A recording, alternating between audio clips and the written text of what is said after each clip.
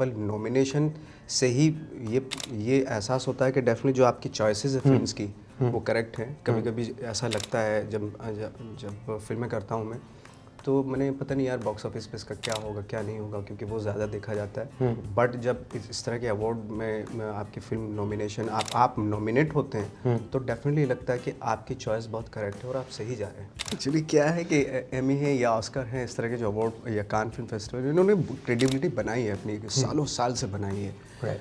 तो definitely pure artist या pure film जो होती है उसी को वो अप्रिशिएट करते हैं, अवार्ड्स देते हैं। आपकी जो अगली फिल्म है is with Kangana Ranaut, right? And I think Kangana ने एक कुछ पोस्ट किया on Instagram where you laughing and she called like someone who cracks a great joke. What was that joke? एक फोटो है एंड वो हंस रही हैं और आपने एक जोक क्रैक किया है। What was that joke? Actually वो जोक क्या था कि वो मैं उनको बता रहा था कि मेरा एक बहुत पहले एक स्पॉट बॉय था। हाँ. तो वो जो स्पॉट बॉय था वो एक्चुअली मुझे थोड़ा मूवमेंट करनी पड़ेगी, आई डोंट नो ये अलाउ करेंगे कि नहीं। वो ये ऐसा था कि सपोज आपने बोला कि आप नवाज हैं, आपने बोला पानी लेके आओ ज़रा, मैं पानी लेके आ जाओ। तो मेरी तरफ देखता था ऐसे पहले, हाँ. फिर 2 ग्लास लेता था वो और एक आपको पहले खुद पीता था। उसको एक्चुअली जब तक वो मेरे साथ था, मेरे साथ 2 साल रहा, हाँ. वो हमेशा मुझे ऐसे देखता था कि इसके अंदर क्या ख़ास बात है, कुछ दिखाई तो दे नहीं रहा, ना इसका आगे पीछे है, ना शक्ल है, ना सूरत, इतना बड़ा एक्टर कैसे बन गया ये। हेलो एंड वेलकम, मैं हूं मयंक शेखर, आप हैं एबीपी अनकट में और मैं इस वक्त हूं न्यूयॉर्क शहर में। जब मैं पिछली बार इस शहर में आया था एक इंटरव्यू करने के लिए, वो 2 एक्टर्स थे, रॉबर्ट डिनीरो और एल पचिनो। इस बार जो आया हूं मेरे साथ हैं नवाजुद्दीन सिद्दीकी। ऑनेस्टली नवाज, इससे बड़ा मैं कॉम्प्लीमेंट आपको नहीं पे कर सकता हूँ। It does not gate bigger than that. Thank you so much हमारे साथ जुड़ने के लिए नवाज। ऑफ कोर्स कॉन्टेक्स्ट है, आप न्यूयॉर्क में हैं बिकॉज कल एमी अवार्ड्स होने वाला है। एमी अवार्ड्स में आप नॉमिनी हैं। You know, if I look at you in terms of the number of years that you been an actor, and of course बहुत प्रिविलेज जॉब है if you become successful actor, बहुत privilege होता है, fame, access, all those things, but the other privileges awards and red carpets, right? Do you remember the first time जब आप किसी award show में गए on the red carpet? Do you have a memory कि यार ये क्या होता है? कान फिल्म फेस्टिवल में गया था मैं फर्स्ट टाइम 2012 में। और फिर उसके बाद सिलसिला शुरू हो गया, लेकिन फर्स्ट जो मेमोरी मेरी है वो कान फिल्म फेस्टिवल की है। और इट वाज लाइक कभी मैंने एक्सपेक्ट भी नहीं किया था, और जो इन्वायरमेंट वहाँ पे था और वो मुझे इसलिए ज़्यादा अच्छा लगा कि हर जगह सिर्फ आर्टिस्ट क्रिएटिविटी की बातें हो रही थी। तो वो जो वर्ल्ड है मुझे इसलिए बहुत ज़्यादा फैसिनेट करता है। उसके बाद दूसरे वर्ल्ड में आते थोड़ा सा अजीब सा लगता है, बट वो वर्ल्ड जो था उसके बाद मेरा बढ़ गया था कि भाई मुझे हर साल ऐसी फिल्में करूँगा ताकि वो फेस्टिवल्स में जाएं और इस तरह के माहौल मुझे देखने का मौका मिले। Right, but like in terms of course creativity की बातें होती हैं, आई एम प्रीटी श्योर आप ये भी मेंशन कर रहे हैं बिकॉज जब हमारे शहर में मुंबई में जो होती हैं अवार्ड शोज, उसमें क्रिएटिविटी की बातें नहीं होती हैं। Let's be fair, right? I mean आधे तो बिके हुए होते हैं awards. Isn't it true? I mean it is true, right? हाँ, काफ़ी हद तक। Right, right. बट कितना अलग लगता है जब आप से किसी मुंबई के फिल्म अवार्ड में जाते हैं and when you are like say Emmy, it's not even your first time, आप पहली बार नहीं आए हैं एमी में, right? And will talk about a little bit, but जब आप से कान फिल्म फेस्टिवल में होते हैं या एमी में होते हैं, कितना अलग होता है जब आप किसी और मानिकचंद टाइप के अवार्ड में रहते हैं? एक्चुअली क्या है कि एमी है या ऑस्कर है, इस तरह के जो अवार्ड या कान फिल्म फेस्टिवल, इन्होंने क्रेडिबिलिटी बनाई है अपनी, सालों साल से बनाई है। राइट. तो डेफिनेटली प्योर आर्टिस्ट या प्योर फिल्म जो होती है उसी को वो अप्रिशिएट करते हैं, अवार्ड्स देते हैं। और ये काफ़ी साल लगे उनको बनाने में।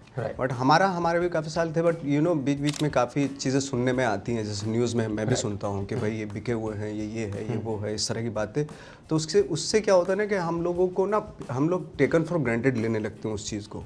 हालांकि वो चाहें तो क्रेडिबिलिटी बना सकते हैं, बट चूँकि उसमें कहीं ना कहीं इतना पैसा इन्वॉल्व है उसमें, इसलिए मुझे कभी कभी ये लगता है कि पैसा इन्वॉल्व हर चीज़ में होता है डेफिनेटली, लेकिन वो भी बचा के रखना चाहिए। क्रिएटिविटी या क्रिएटिविटी बचा के रखनी बहुत ज़रूरी है। ज़रूरी नहीं कि हर चीज़ को धंधा बनाया जाए। Right, right. So when we talk about say something like Emmy and आप एमी नॉमिनेटेड एक्टर हैं, one is there a huge expectation कि यार मिल जाए यार, होना चाहिए, अब तो हो जाना चाहिए, इन द सेंस कि क्या आप बैठ के देखेंगे सारे जो और नॉमिनीज हैं कि उन्होंने क्या परफॉर्म किया है? Did you see it in this case? Of course मैं कुछ फिल्में देखी हैं मैंने, और ये भी एक होता है डेफिनेटली मिल जाए तो अच्छा, बल्कि नॉमिनेशन से ही ये एहसास होता है कि डेफिनेटली जो आपकी चॉइसेस है फिल्म्स की वो करेक्ट हैं। कभी कभी ऐसा लगता है जब फिल्में करता हूँ मैं, तो मैंने पता नहीं यार बॉक्स ऑफिस पे इसका क्या होगा क्या नहीं होगा, क्योंकि वो ज़्यादा देखा जाता है। बट जब इस तरह के अवार्ड में आपकी फिल्म नॉमिनेशन आप नॉमिनेट होते हैं तो डेफिनेटली लगता है कि आपकी चॉइस बहुत करेक्ट है और आप सही जा रहे हैं।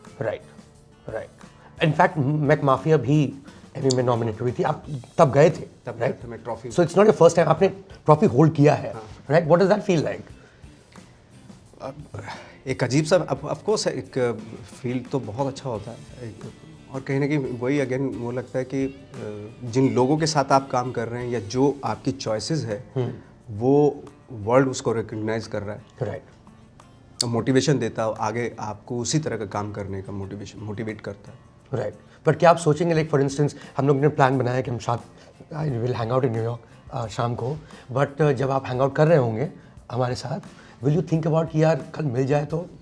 Like, is there something that plays in your mind, yeah? Or are you beyond it? कि you've already moved on to your next film, ये फिल्म हो गया, वो एक जिसको जो मिलना था हो चुका है, और do you really think about कि यार मिल जाए यार? मुझे इस चीज़ की ज़्यादा, Will you think about it tonight? आप शाम को सोचेंगे? Of course Yeah? मिल जाए तो अच्छा है, नहीं मिला तो ये भी बात है कि थैंक गॉड मैं इस नॉमिनेट तो किया गया मुझे। Right. And of course you had this, for instance serious man के लिए आपको नॉमिनेट किया गया है, नवाज, एंड बॉम्बे पर्सन आपने प्ले किया है उसमें, राइट? अयन मनी, जो कि मुंबई का शहर का बंदा है, and the biggest one that you had internationally would be lunch box, right, which is also a Bombay person. One Lunchbox for audiences across the world. Lunchbox is the biggest commercial success also, right? Globally. कितना अलग था Lunchbox में काम करना और Serious Men में? Although the roles are kind of similar because of their background. Definitely जैसे गायतोंडे में मैंने किया वो भी मुंबई कर था, राइट। तो बट बैकग्राउंड बिल्कुल अलग थी, क्योंकि वो जो शेख था, नाम था उसका, लंच बॉक्स में जो कैरेक्टर था।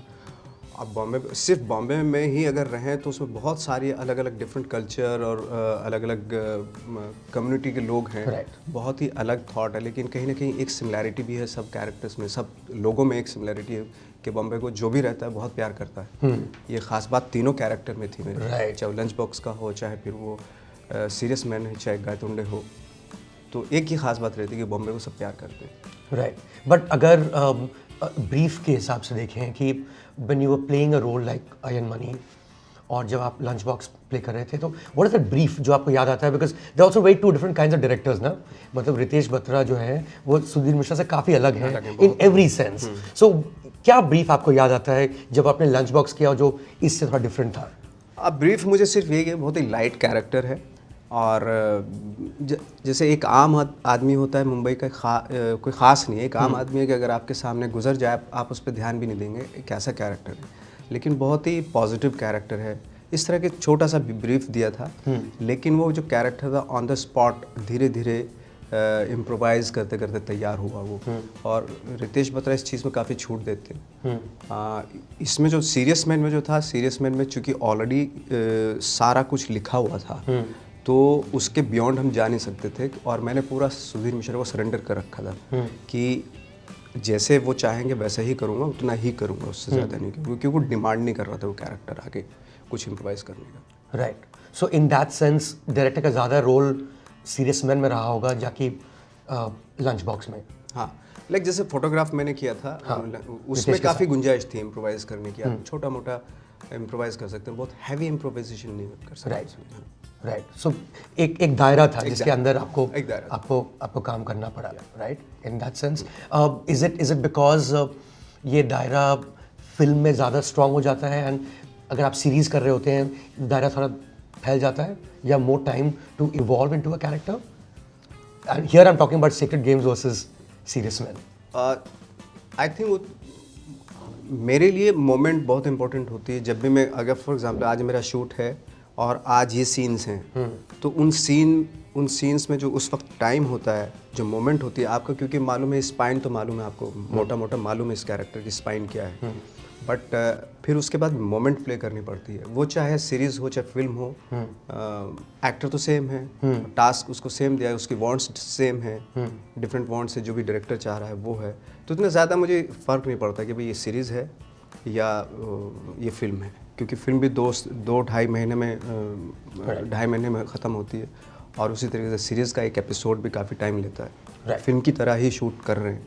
बिल्कुल बिल्कुल। आई थिंक एक जो थॉट था सीरीज़ के बारे में, वो थॉट था कि टीवी सीरियल चल रहा है और महीनों से चल रहा है, सालों तक चल रहा है, 20-20 साल तक चलता है टीवी शो, बट जब हम OTT पे आते हैं तो it's almost treated like a film कि इतने सारे एपिसोड्स होंगे, ये बंदा होगा, ये ग्राफ होगी, ये नहीं कि रात को आपको सीन बता नहीं कि क्या, right, that's the big difference, right, जो टीवी और फिल्म में जो है। हाँ, इवन लाइक मुझे कभी भी ऐसा सेक्रेट गेम शूट करते हुए कभी भी ऐसा नहीं लगा कि हम टीवी का कोई एपिसोड शूट कर रहे हैं, राइट, वो फिल्म की तरह ही लगा, और फिल्म से उस फिल्म या टीवी भी छोड़ो, जो मुझे टास्क दिया गया है एज एन एक्टर, मैं कितनी ऑनेस्टी के साथ उसको कर रहा हूँ, अचीव करने की कोशिश कर रहा हूँ, कैरेक्टर की जो ऑनेस्टी, वो हमारे एज एन एक्टर मेरे लिए बहुत इंपॉर्टेंट होता है, वेदर इट इज़ फिल्म और series. Right. The reason I mention this Nawaz is क्योंकि आप एक सीरीज़ में हैं या किसी फिल्म में हैं,